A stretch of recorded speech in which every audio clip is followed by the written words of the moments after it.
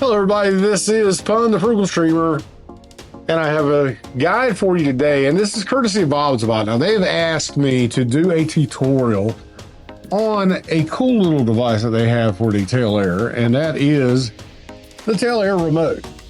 This little guy right here is a bad mamma jamma, and it does a lot of things, and it's quite intuitive, and obviously, you know, you can see what it can do with the different functions of the buttons that it already has. But there are some hidden little gems of this also that we need to discuss.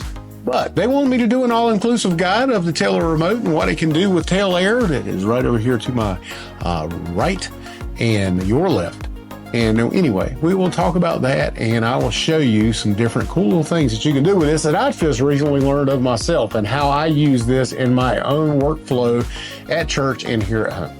So let's get into it.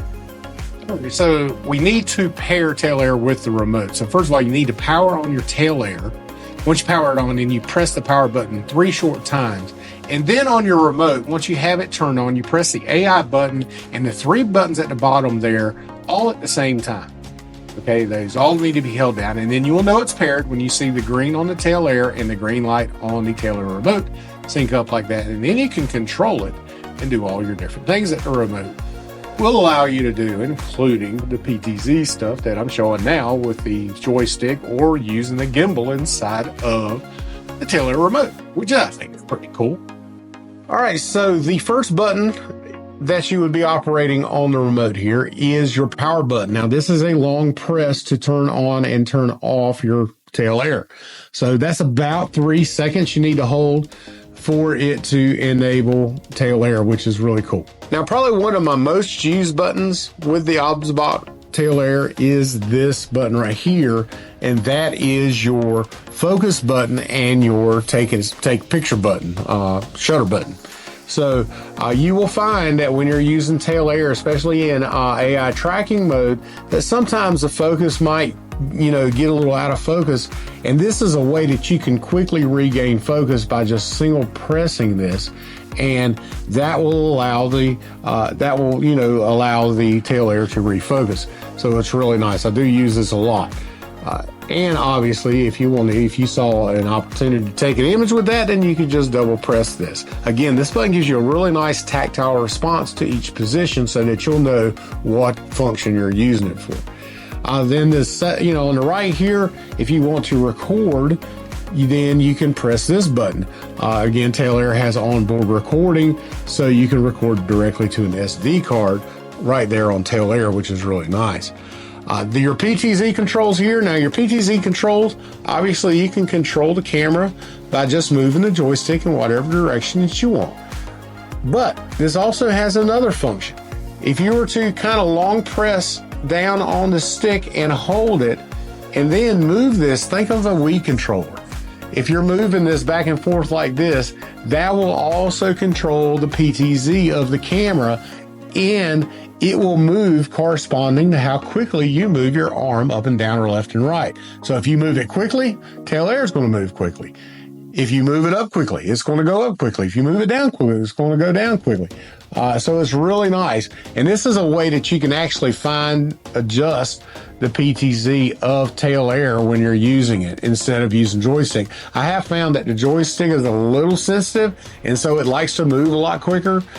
So I found that using the gimbal built into the remote, it actually gives you a little bit more finer control of the camera. So it's really nice when you're doing some fine adjustments for PTZ. Then, of course, obviously here down on the bottom row, you have here your AI tracking. By simply tracking and turning this on, this will activate the human tracking of tail air. The middle button here, this little red button here, this is your laser pointer. Now, you can obviously use this in presentations if you want to point and highlight something in your presentation. You can go back here and I can highlight my flag back here, or my little dude right there.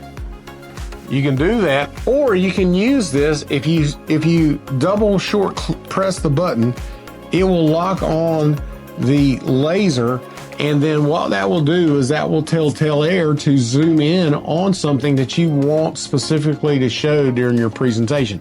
Now, this is built for presentation mode. It's not built to say track something that you put the laser pointer on. But if you're using, say, a whiteboard, for instance, and you point to something on the whiteboard and you want tail air to zoom in on that, say it's a math formula or something like that, then you can just double press it and let tail air lock in on it. It will zoom in on that and you will be able to use that. And then likewise, when you double click it again and the laser locks in, that tells tail air, boy, you talk about talking, that's really hard to get out.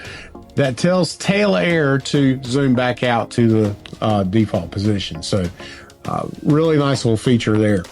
And then obviously you got the other AI mode here on this button here. It's got a little, looks like a canine or a dog that you press, and that is animal tracking. Now, animal tracking is a really cool feature of tail air because it will track your animal outside or inside, wherever. But I've seen some really good footage of where it works outside as your dog, your cat, your horse, whatever animal you have is moving around. It's really designed for like dogs and cats, but it will track them as they run around. And it's a really neat thing if you're trying to get footage of your dog, say, playing outside or anything. So pretty cool little function. And then obviously your preset modes here, you got 3 of these buttons across that, by pressing them, it will go to one of the preset zooms and the positions that you have set the tail air to, which you can do again in the OBSBot Center app or on the mobile app OBSBot Start, which is available on Android and iOS devices. Then you got the 3 buttons down here to the bottom, and you can see that number 1 is lit here. That tells the operator that tail air number 1 is activated for this remote. So whatever one of these is lit is what the remote is controlling, and you just simply press to get the camera that you want. I only have one tail air, so I can only show you one. Okay, and then lastly, you have this last little button down here. Now, this is a custom button that you can do a few little functions to that is inside of OBSBot Center that you can set this to. One thing that you're going to need to do eventually is you're going to need to charge your OBSBot remote. Well, it's very easy to do. There is a USB-C slot right here on the side that you can simply plug a cable into, and you will get an indicator status here. And when it's blue, it means it's charging. When it's fully charged, this will go out, okay, when the USB cable is plugged into it. And then you're able to then unlock your remote, and then it will start being used on whatever tail air that you have currently paired with it. So very simple to use. But I do recommend when you are charging it to bring it into the locked position, which is the upper position, and you'll know because you'll have a little red indicator right below it that you'll know that it's locked. And when you're ready to use it, after it's fully charged, you slide it down and it will then take a little bit, but it will eventually pair up with your tail air. And when it does so, it will indicate by this little button that then lights up, in this case green, for my tail air that is currently active right here. In any case, that is the remote in a nutshell. And the nice thing about this remote is there are no batteries. The battery's built in, so all you need to do is recharge it, and it lasts a long time. I think it's like up to 10 hours or something like that.